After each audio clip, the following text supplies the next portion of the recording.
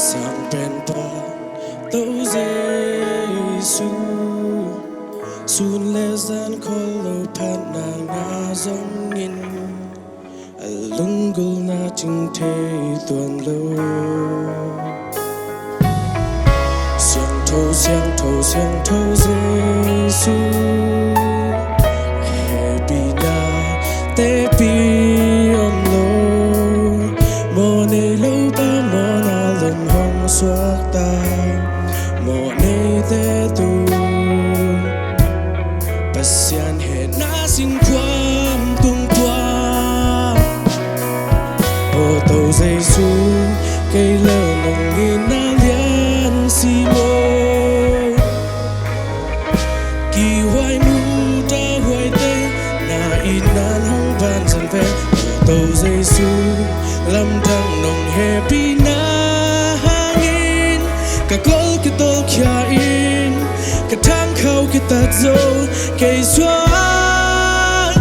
ta zo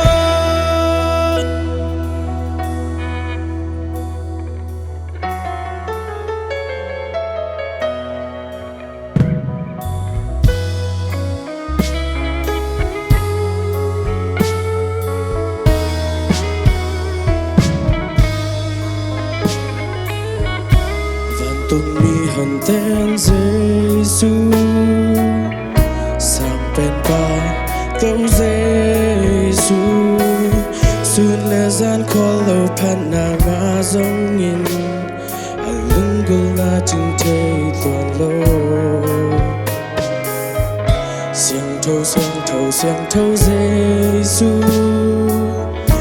hehpihna tehpih omlo neilo suak Mawhnei Pasian hehna singkhuam tungpua To Zeisu nong lian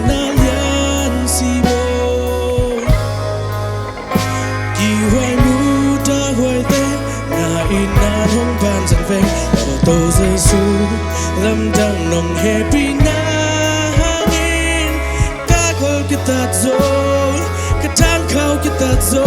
kay suak ta zo